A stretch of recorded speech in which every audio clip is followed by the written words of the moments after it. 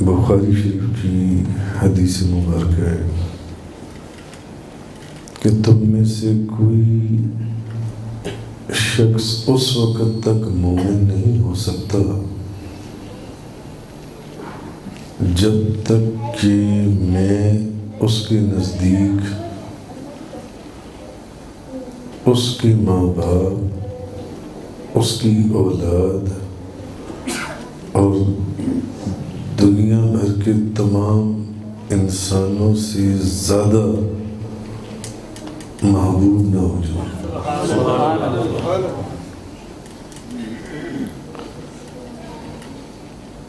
کوئی اس وقت تک مومن نہیں ہو سکتا جب تک کہ اس کے دل میں میری محبت جو ہے، نبی کریم صلی اللہ علیہ وسلم حضور علیہ الصلوۃ والسلام نے فرمایا کہ اس کے دل میں میری محبت، اس کے ماں باپ، اس کے بہن بھائی، اس کی اولاد اور دنیا کے تمام انسانوں سے زیادہ اس کے دل میں میری محبت نہ ہو، اس وقت تک کوئی مومن نہیں ہو سکتا۔ اور حضور کی جو محبت ہے، اب ایک حضور کی تعلیم ہے اور ایک حضور کی تعظیم ہے، اور احادیث مبارکہ میں بے شمار ایسے واقعات ہمیں ملتی ہیں کہ حضور کی جو تعلیم ہے، نماز پڑھو، زکوٰۃ دو، رمضان کے روزے رکھو، حج کرو، اور بے شمار عبادات، معاملات ساری جنسی۔ ایک ہے حضور کی تعلیم اور ایک ہے حضور کی تعظیم۔ اور صحابہ کرام اور احادیث مبارکہ میں جب آپ حضور کی سیرت کو دیکھتے ہیں تو آپ کو بے شمار ایسی جگہیں نظر آتی ہیں کہ جہاں حضور کی تعلیم سے بھی افضل حضور کی تعظیم نظر آتی ہے۔ سبحان اللہ۔